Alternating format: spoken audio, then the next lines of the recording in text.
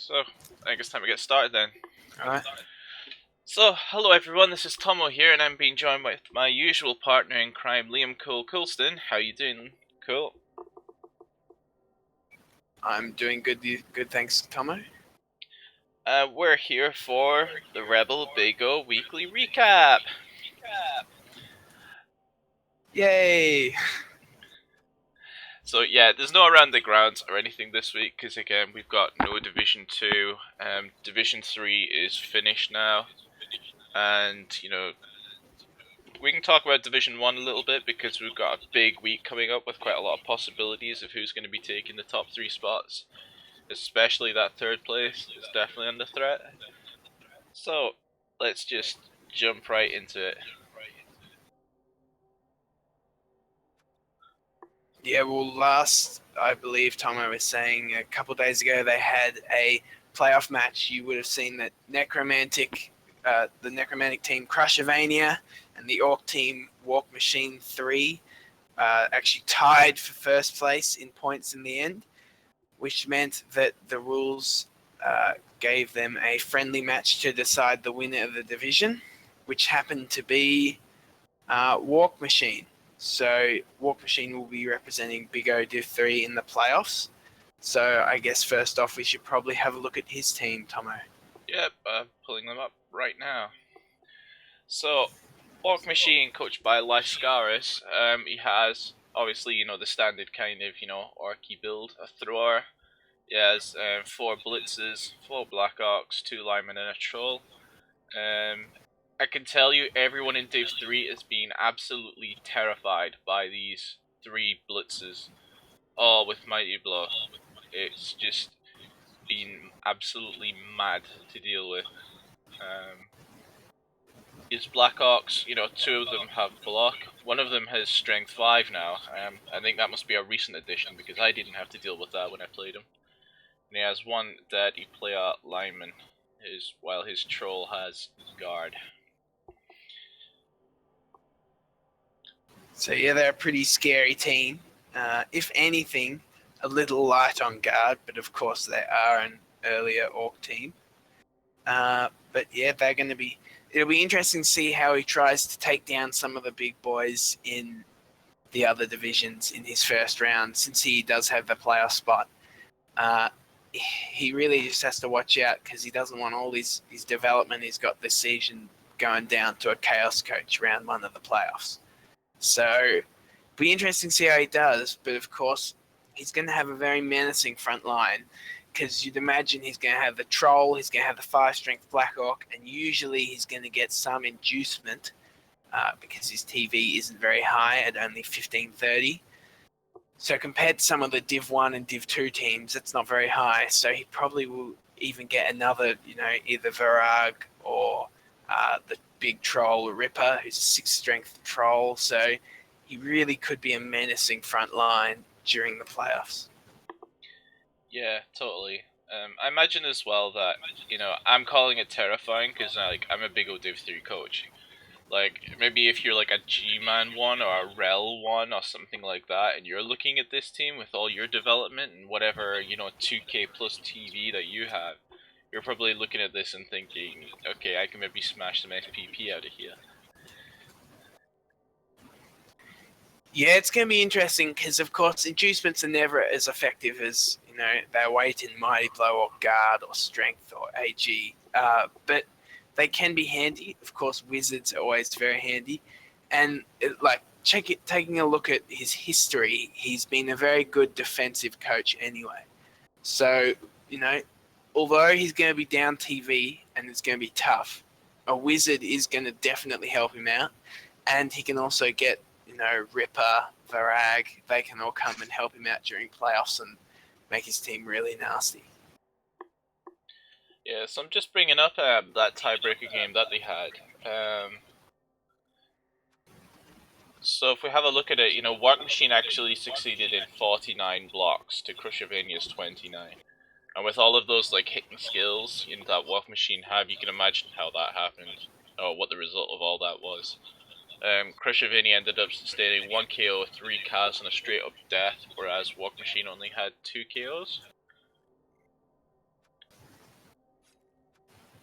Yeah, so it looks like the Orcs really maximised their blocks with 50 to 30 effectively in blocks.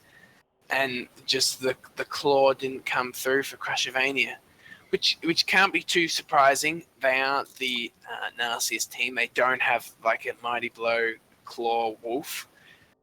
And, Walk Machine, I'm sure, would have been maximising their Mighty Blow blocks. Yeah, absolutely.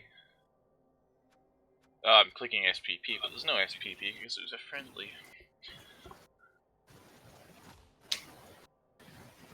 But yeah, interesting looking at the stats though because of the ball possession. Crushivania had more ball possession, but actually didn't even score. So obviously, pretty impressive defense from the Orcs to not allow a score. Yeah, I'm pretty sure that I did read in the Big O chat that Draft Tactics feels like he made some kind of mistake to stop himself from scoring. Like he wasn't salty about it or anything, but he was just kind of like, oh yeah, that will make sense. So, you know. Anyways, so yeah. Unless you want to keep talking about Walk Machine, we can talk about the rest of the leaderboard. I think with if you end up seeing this Lascaris, just let us know what time you're playing. If it's not at an insane time, of course, me and Tomo will try our best to cast it because we'd like to cast some playoffs if we can. Yeah, totally. And I'm sure, like, if we can't do it, like, Papa Nasty as well, he's been streaming a lot of games, like, he'd be interested in streaming it too. But, yeah, so the final Div 3 is going to look like, like Scars and Work Machine will actually be in first place instead of Crushivania. Somehow, due to all these tie breaks, my team has somehow managed to finish in third. We have like all the way third through sixth, we're all tied on points. So it went down to, we sorted it out via like the multiple tiebreaker rules. So because I beat the Earthshakers and the Cullen Skinks and drew with the Wumpfners, I finish in third. Xavier, I think, got 2 draws. So he finished in fourth. I think the Earthshakers only had maybe like 1 draw, so they were in fifth. And the Cullen Skinks were in sixth. I think it's your old man who's doing some of like the league tables and everything on the Big O spreadsheet. Yeah, it is.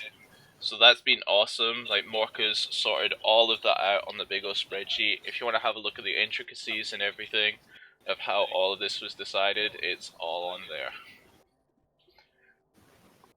Yeah, it's quite a nice table there. Hopefully, we'll try and make another one for the next season as Big O and have it run through the whole season. Because that was a pretty cool thing to look at. So yeah, that's Big O Div 3 done. And I just kind of, we should also... Oh, sorry, Tomo. You did mention to me, though, that your team, it might be a curse actually coming out on top of those tie breaks because if there is enough, Tomo could sail into Div 1. Yeah, apparently. I'm really hoping that doesn't happen.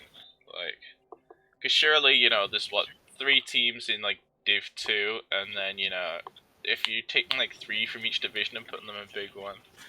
Like, Div 1 guys, please don't reroll. Like, keep your teams. Like, putting my 1450 elves against, like, 2k orcs is not something I'm particularly keen on. So... Cough, cough, Papa Nasty. I'm just surprised that there's not enough Div 2 people who are going to fill the spots. Because, like, you got Fun and Interactive, they could step up, The Rat Lovers. Well, that's true, but, like, you have to remember that, like, even though Div 2 spiraled in TV up a lot quicker than Div 3 on average, like, Div 2 and Div 3 were created at the same time. Like, it's not like Div 3 is lower than Div 2. So, yeah, Yeah. We'll see what happens then. Anyway, what was I gonna talk about? Oh, yeah. Just overall to the Div 3 guys over the course of the season. Yep, everything's done now. We've had a lot of people joining and a lot of people leaving, and somehow we've managed to get through all the times. To all you guys that had 3 concessions over the course of the whole season when I had 1, curse you and your 3 points. But again, though, big congratulations to Lyskaris because, from what I was looking at on the table, he's the only coach that hasn't had a single bye all season. So, there's week in, week out, he's been playing his games, he's had no free points, and he's going to playoffs to represent us, so I think it's quite fitting. Yeah, that's very good that he's done that then. So, Div 2, of course, is still in the middle of their little round robin thing. We'll probably check on them next week, because then we'll have more of an idea of who's played X amount of games and that, because they should have finished up by then. Yeah, I did see a post on. I can go through the matchups quickly because there was a post where, like, the way he's done it is that the teams that finished like first in their initial groups are like put into like a gold group. The teams that finished second were put into a silver group, and the teams that finished third were put into like a bronze group. So they have another 3 groups where they're all going to play each other, equally. So in the gold group, the matches are going to be, the coaches are Lark, Schleiss, and Hiruma.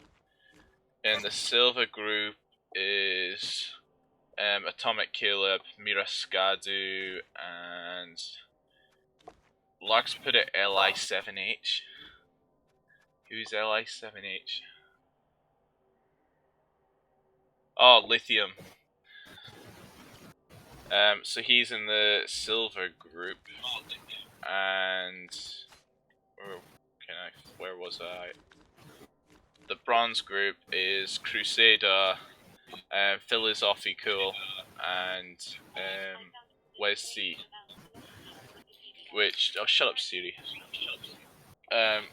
I find it quite funny that Wes C somehow managed to finish in like the bronze group when he's actually the playoff representative of Div 2. So, maybe things are Div 2 are kind of, battering him down as a little bit of payback for the regular season, but yeah. Yeah, well, has he got any good development, considering he's going to be our representative? We should probably look at that. Okay, I can bring his team up on stream just now. I don't remember him having this much guard. I think his whites were always a little bit underdeveloped, weren't they? Whereas that seems to have been, rectified, at least so far.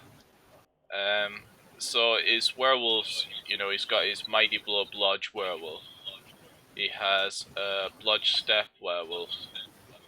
A guard fleshy, block fleshy, a guard white, and a guard mighty blow white. His ghoul is still only level 1 though, with 5 out of 6 SPP, and he's still keeping Fred and with who's his dirty player block player, and Frank his other dirty player, for a total of 13 guys. I think a problem that he could face in playoffs is I think this team's going to be very good against your bashier teams, simply because of regen and lots of block and guard sort of thing. But a potential problem I could see is him not keeping up with the elves. There's not as many elves, but if he came up against a white line style team, doesn't even have to be as developed, Necromantic can really get in trouble since he only has the 1 ghoul, because that means usually if he's playing a team with some strip ball elves, he's going to have to be carrying with a werewolf, which of course takes away from your firepower. So that's a potential problem I guess I could see for him. But it is a really solidly developed team, considering that most of the teams you are going to play are bash. Yeah. Totally. He doesn't really have a way to deal with the blodgy stuff as well that comes with elves. Yeah. There's no time. Elves and Scale No diving tackle. Elves and Skaven are going to hurt him, I think. But like, it's a really good team to play against orcs or the like. But yeah, against Skaven or wood elves or high elves, he's going to have to watch out. Where's C? Yeah, in his first group, he was actually in a group with Miraskadu and Tardis, as well as the Rat Lovers. And the Rat Lovers beat him 3-2. You know, that's just Skaven scoring because Skaven can. And Tardis beats him 1-0. In a game where it looks like they outbashed him. Tardis did 15 armor breaks, West only made 10 armor breaks. Although maybe that was a little bit unlucky on the armor dice, because West succeeded in more blocks than Tardis. Although it was a big hitting affair with 46 to 42 blocks. Yeah, that probably is a little unlucky, actually, from West C, considering I'd imagine Lisbon teams usually are quite light on Mighty Blow, and they're definitely light on Claw, whereas West C does have his Mighty Blow Claw person, which is only one Mighty Blow player, but actually there might be another white, but he looks like he got a bit unlucky in that Bash Fest.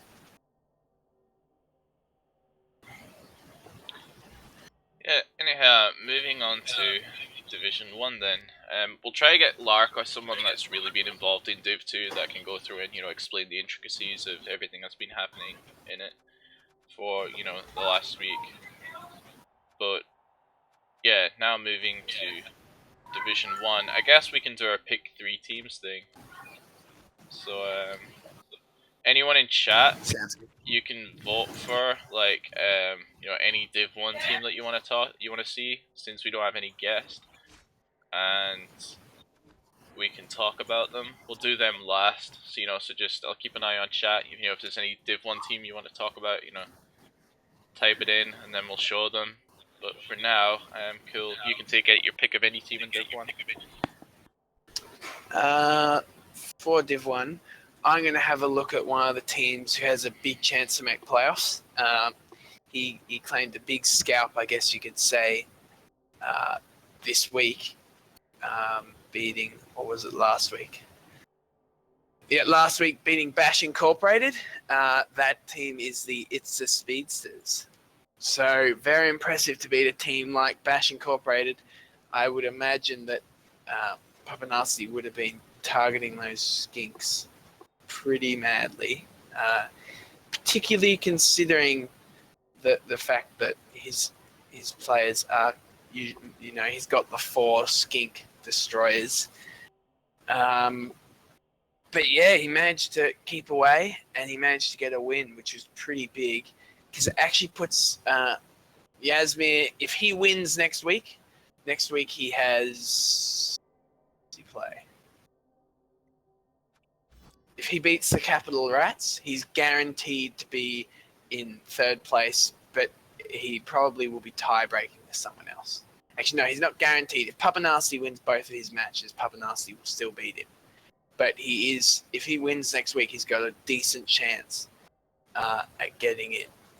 And that's pretty huge for him. We weren't really looking at It's the Speeds as a threat to the playoffs, and they have come out of nowhere. So obviously they have some very good players. A 9 movement, sidestep, sure feet, sprint, skink is definitely a pain, and I'm sure he can set up 1-turn touchdowns with him with ease.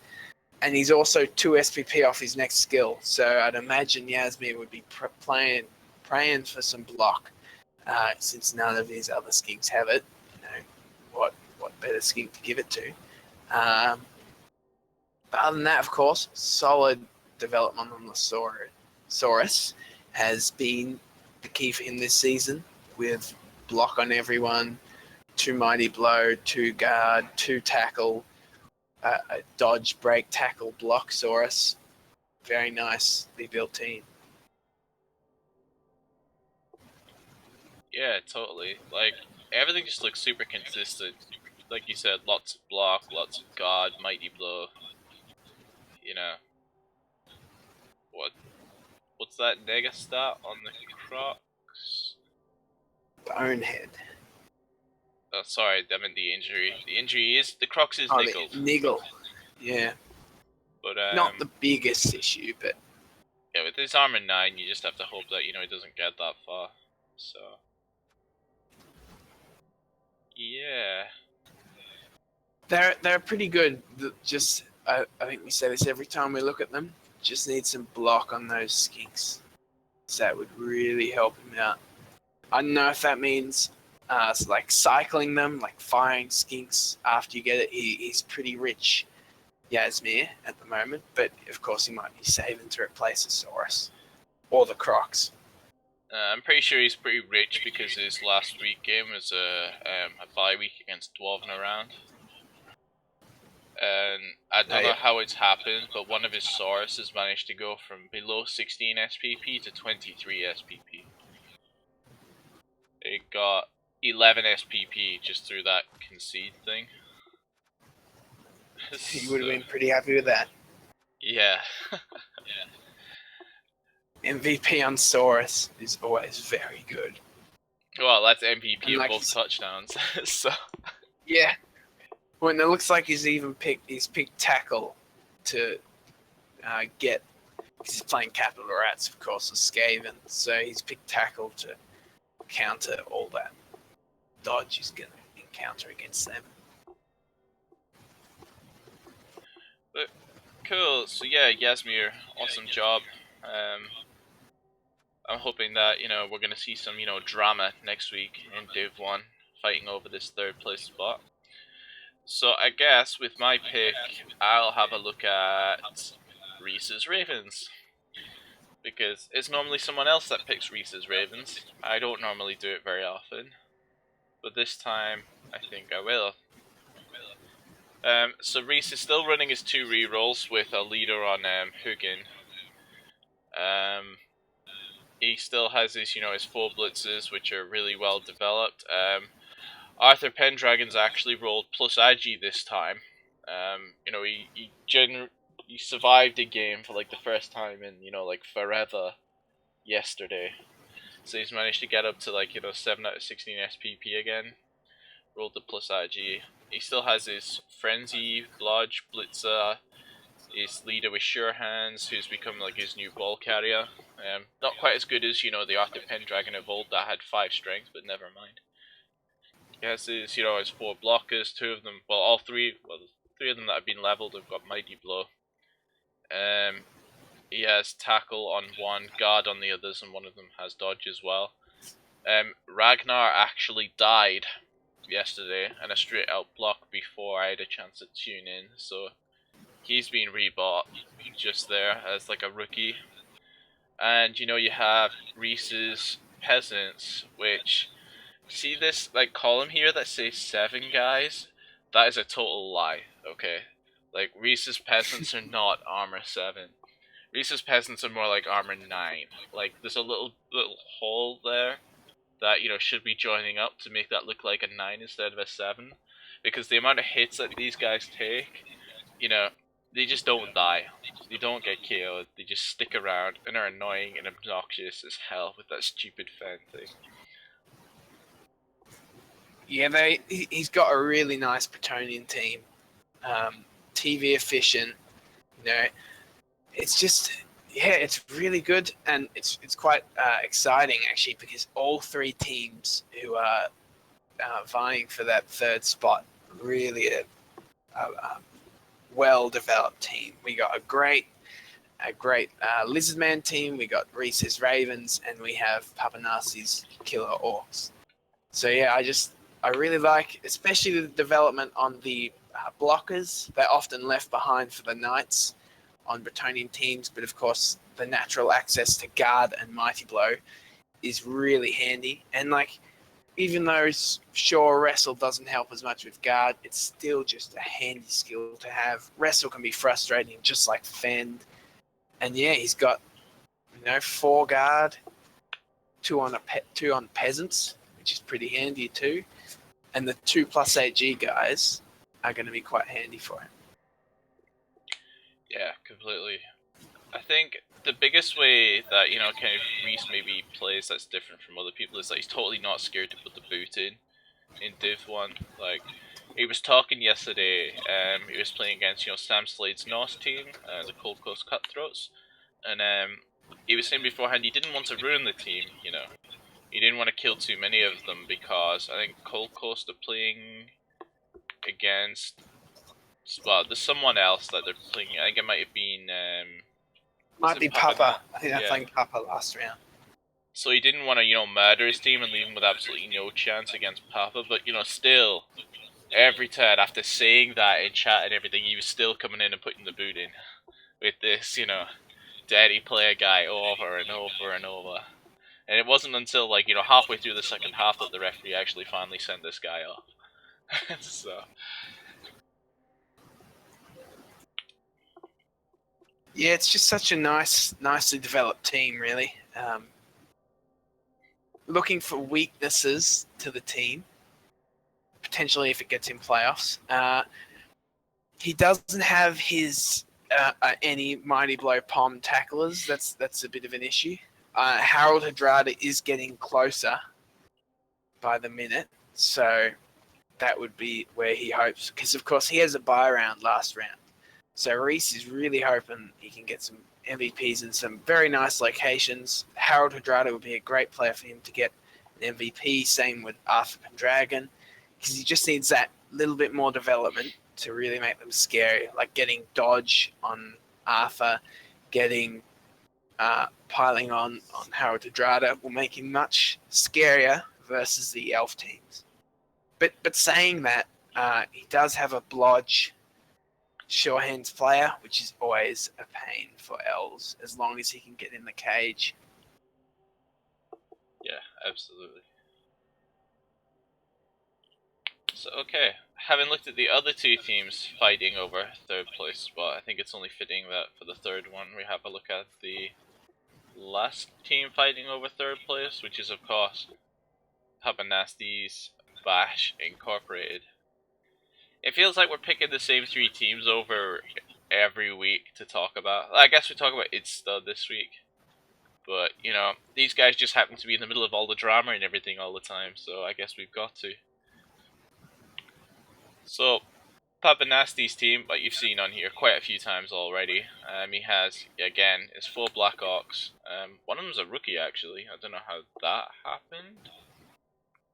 But one of them has Blodge, which I always find kind of funny. Dodge on a Black Orc. Blodge Guard, Block Guard, Mighty Blow on his Black Orcs. And then, of course, you've got, Papa Nasty's signature blitzes, all 4 of them build as killers. So you have one of them with plus IG, and I think that's Pro. You have, just your standard tackle, jump up he has on Gardoth. Ra. He has 3 tackle palm jump up. That's just disgusting. One of them has been knocked down to movement 5, but, let's face it, orcs don't usually need to run very far to hit people anyway. And Roger the Rocket's still around with his, as a strength 4 ball carrier, and that's always, nasty to deal with. He hasn't managed to roll any kind of, doubles apart from the plus strength. So, you would think you'd be hoping to try and get dodge on it, but, it just hasn't meant to be. I think it's just a pain, this team. He's trimmed some TV, which would make the min-maxes out there very happy, because now it's 1840. Previously I had the troll, which is handy, but, do you want a troll or do you want another claw palm player coming at your orcs? You want, you get rid of the troll there. It's just such a good team because it deals with everyone. If it's playing elves, of course, it beat White Line. Probably is one of the best teams to face elves, simply because, of course, 3 times the Mighty Blow tackle piling on is just insane. And then you also have Roger the Rocket. So even if his injury dice aren't being amazing, he's got a 4 strength sure hands block thrower sitting in his cage. So it's just a really nasty team. Like only bad things about it are just one Blackhawk doesn't have any skills, but other than that, he'll be really happy with his development. Yeah, it's completely terrifying. This team's the reason I don't want to end up in Big O Div 1. Like, straight up. Like, yeah, no my luck, I'd get Papa Nasty first week and just get slotted, and there we go, season over. Yeah. Yeah. It's a team that either, if it does make playoffs, it's a team that either wins the playoffs or destroys another team's chances when it loses.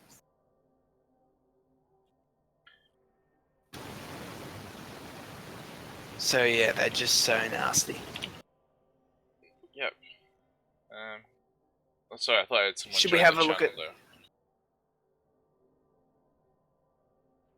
Should we have a look at the chances, or what everyone needs to do to get into the playoffs for those three? Totally. So I've brought up the leaderboard now. Okay, so you can see Yasmir and Reese at the minute are sitting third and fourth respectively on 7-2-3. Of course, Reese has his bye week, so he's guaranteed to be 8-2-3. Next week. Ista's playing against, was it the Capital Rats? I think you said. Yep, the Capital Rats. Yep. So if he beats the Capital Rats, which, in all fairness to Lynx, I think Ista probably should beat the Capital Rats. He'll go 8-2-3 as well. Now, Papa Nasty still got 2 games to play. He's playing against the Confederacy this week. I think that's Brain on Slugs' Undead team. And next week he's playing against Sam Slade's Cold Cost Cutthroats.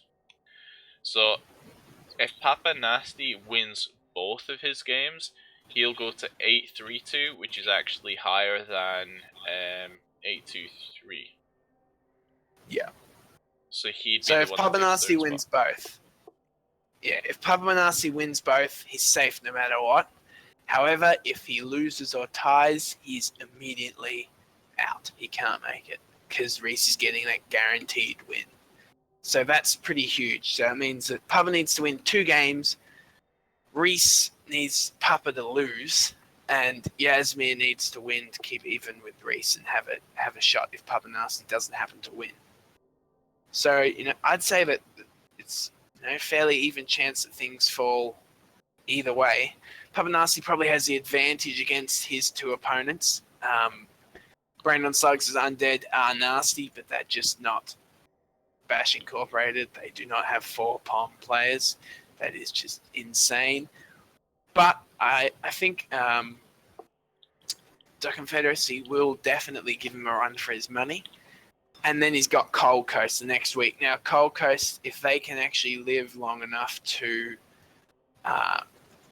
be a pain for Papa Nasty, they could present a challenge. But honestly, all that Norse AV7 and Papa Nasty's POM, I just think there's going to be a lot of dead Norse players, considering there's only Norse players anyway. So that's going to be a bit scary for Sam. But yeah, Duck Confederacy versus Papa Nasty is probably the biggest game remaining. Of course, White Line versus Sand Dune is important, but both teams are going to playoffs. That bias week isn't that important because it's a 32 team playoff format anyway. Oh wow, yeah. I totally didn't even realize that White Line were playing Shadow Hill on the last day. So, Yeah. It's a match that I guess it does have some meaning actually, because the top of Big O Div 1's going to be getting a bye, aren't they, in like the first week of playoffs? Well, the problem that White Line have is due to the rule that two-way ties are decided by a head-to-head match. White Line will have to win, unless Shadow Hill loses this week. But it's Sand Dune. He's pretty good. Unless Shadow Hill loses this week, White Line will have to actually beat Shadow Hill then, and then beat them again in the friendly. But otherwise, Shadow Hill just needs to win one of those 2 matches to secure top. But I think I know Morka has been talking to Shadow Hill, giving them a bit of trouble that they should just play a bit of a shootout, because I know that's what White Line will be trying to do. It'll be interesting to see if Shadow Hill plays his usual grind or goes for some more touchdowns than usual. Hey, with that thrower, or I keep calling it a thrower because it basically is a thrower, but that runner that Sanjin's got on his team, I think he's more than capable of it. Movement 8, yeah, dump off, but whatever. And then he has dodge, pass, accurate movement allowance. He's more than capable of scrambling around at the back, getting the ball forward and throwing it off to any elf with agility 4 that can catch. So yeah, I just don't think Sanjun's a big. He's not as much of a risk taker. He's just a good, solid. I know that my 2-1 grind is going to win, so I'm going to do that. But he might. I don't know. We'll see. It'll be very interesting, that match. Considering that both teams, I would say, can score one-turn touchdowns, quite easily, really. Of course, Shadow Hill is a bit slower, but the 8-movement runner can definitely move if he needs to. So, and I'm sure with 2 times Frenzy, Sanjun is the type of person who will know how to push 8 movement into a one-turn touchdown, and possibly even the 7-movement blitzer who's AG5. So, yeah, it's going to be a very fascinating match. Awesome. So, I think we've just about covered everything in the Big O now, with Div 3 being finished, Div 2 doing their own thing, and we've gone through the intricacies of Div 1. Do you think we've missed anything, or?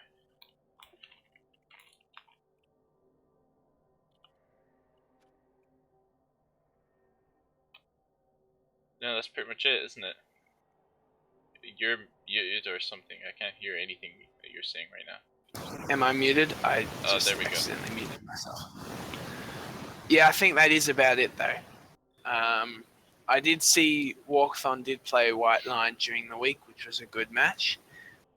What ended up happening? I can't even. It was a 1-1 tie. Oh, that's right. White Line on that last turn tripped over the goal line, going for a 1-turn attempt.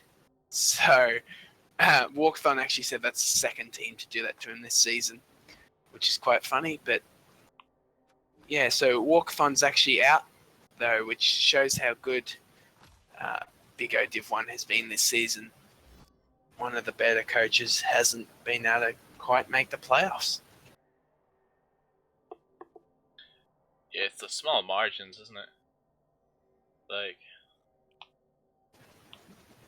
Yeah, he's so close. If he could have got a win against White Line, he would have been 7-2-3, which would have put him, even with Reese and Itza. So, it was very close. Yeah, but anyhow, so I think we can just wrap this up on this kind of, short recap. It's a bit of a strange one again because, all the 3 different divisions have different numbers of members at different weeks and everything, so there's lots of stuff going on in one and not very much stuff going on the other. But again, guys, thanks for coming along. Thanks for watching. I've noticed the usual suspects in Twitch chat, even though it's a Monday. You guys have been awesome. Do you have anything you want to say, Cole? Any kind of shout-outs or anything before we wrap this one up? No, I'm just looking forward to the last bit of the Big O, because it's been great fun. Are you going to be joining us next season? Yes, I probably will be. I'm guessing I will join the dark side with some Chaos Dwarves down in Div 3 or Div 4, depending on how many people we have. So you better watch out, everybody. Sweet. Okay, so everyone, thanks again for watching. This has been your Rebbl Big O recap. I think like week 12, maybe week 13. I'll be honest with you, I've lost count. Anyway, yeah, thanks for watching. I've been Tomo, he's been cool, and please subscribe for more videos from Rebbl's Big O. Thank you very much. Bye bye.